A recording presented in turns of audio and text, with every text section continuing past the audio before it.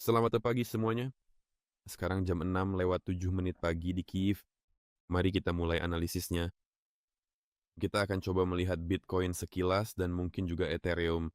Baiklah, mari kita lihat apa yang ada pada candle bulanan. Ada kondisi jenuh jual yang kuat di sini tapi belum ada tanda pertumbuhan yang jelas. Selain itu, candle Februari dengan titik terendah 60.000 dan candle Maret yang terjual habis, keduanya menunjukkan Bitcoin akan turun ke rata-rata 50 bulan di sini, sekitar 58.740 candle mingguan. Perhatikan bahwa ada patahan pada indikator jenuh beli dan jenuh jual. Sekarang indikatornya mengarah ke bawah. Ya, kita belum melihat bearish engulfing yang resmi, jadi masih ada peluang untuk tumbuh. Dan secara teknis ini bahkan titik masuk yang sangat bagus untuk posisi long, tapi pastinya dengan stop loss. Meskipun demikian, berdasarkan indikator dan struktur candle, masih cukup berisiko untuk membeli, tapi kita perlu melihat kerangka waktu yang lebih rendah. Tapi saat ini juga candle mingguan sedang terlihat menurun. Turun sampai kemana? Ke area rata-rata 200 minggu yang berwarna oranye itu 59,5 ribu dolar candle harian. Perhatikan bagaimana ia terus membentur garis 50 hari gagal menembusnya lalu turun. Demikian pula penurunan kemarin tidak membentuk pola engulfing pada candle dan mungkin saja kita diberi titik masuk yang sangat bagus untuk posisi long dengan target 69.000 dolar lebih. Itu dia yang berwarna biru Tiffany. Berpotensi naik lebih tinggi, mungkin ke 100 hari di sekitar 77.000 atau 50 minggu. Mari kita pindah ke sini atau 100 minggu di sekitar 87.000 lebih. Tapi untuk saat ini hanyalah asumsi dan ekspektasi, terutama ekspektasi karena belum ada asumsi yang nyata. Semuanya di sini terlihat menurun, khususnya indikator jenuh beli dan jenuh jual, terutama semua candle berwarna merah dan seterusnya. Benar, tapi secara teknis kita belum sepenuhnya menyelesaikan pembalikan bearish. Kita tidak melihat bearish engulfing pada candle mingguan, begitu juga pada candle harian. Benar, mari kita lihat yang 12 jam. Indikator ini juga mengarah ke bawah di sini. Ada juga target pertumbuhan yang belum terrealisasi di sini yang bertentangan dengan penurunan di kisaran 70.300 hingga 71.400 dolar. Benar. Tetapi sudah ada candle hijau di sini yang menunjukkan bahwa secara teori, seseorang bahkan bisa mencoba posisi long dengan stop loss di bawah candle ini. Stop loss-nya ternyata cukup besar, 65.700 dolar, tapi patut dicoba. Jadi candle 4 jam. Kita tidak bisa bilang itu jenuh jual, tapi kita bisa bilang bahwa kita punya potensi candle pembalikan. Ini memperbarui titik minimum lokal dan ditutup dengan body hijau yang lumayan.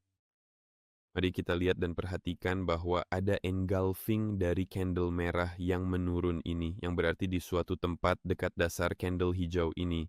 Dan lihat, kita masih sudah mendekati dasar itu atau dari titik tengahnya, tapi kita melewati titik tengah dan mencapai dasarnya. Saya sedang membicarakan lilin hijau. Ya, secara potensial teknis seseorang bisa mempertimbangkan titik masuk beli. Benar, tapi pastinya dengan stop di bawah lilin. Ya, stopnya ternyata cukup besar, tapi target kita juga cukup ambisius. Itu 77.000 dan 87.000 dolar lebih. Jadi secara teori, sudut pandang seperti itu sah. Tapi jika kita melihat lilin per jam sekarang, kita melihat adanya tren turun yang jelas.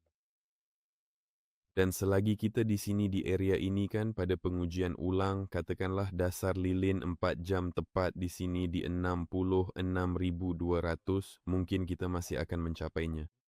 Tanpa bullish engulfing pada lilin per jam sekarang, kita tidak berhak bicara soal membeli. Jadi kita perlu melakukan hal berikut. Kita harus hati-hati menunggu bullish engulfing tertentu pada grafik per jam, memastikan engulfing ini terjadi tanpa bearish engulfing dari lilin hijau ini.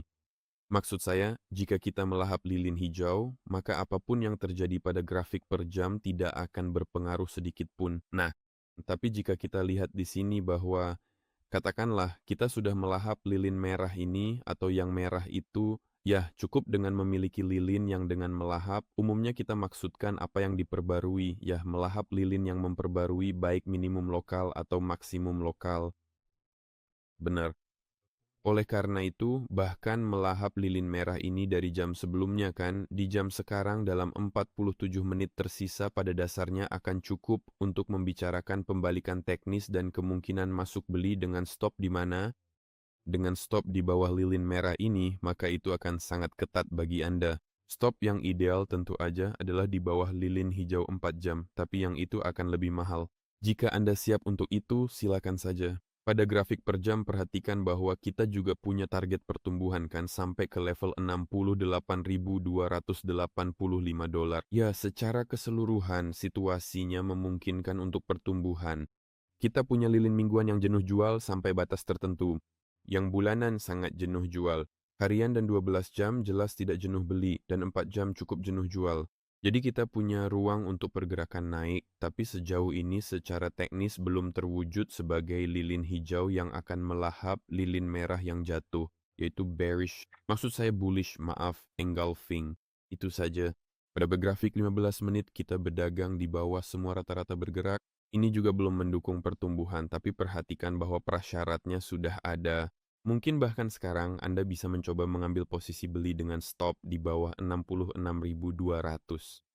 Dan pada grafik 5 menit, kita punya situasi beli dengan banyak target pertumbuhan yang sedang kita kerjakan sekarang. Saya mengakhiri videonya agar Anda bisa melihatnya lebih cepat.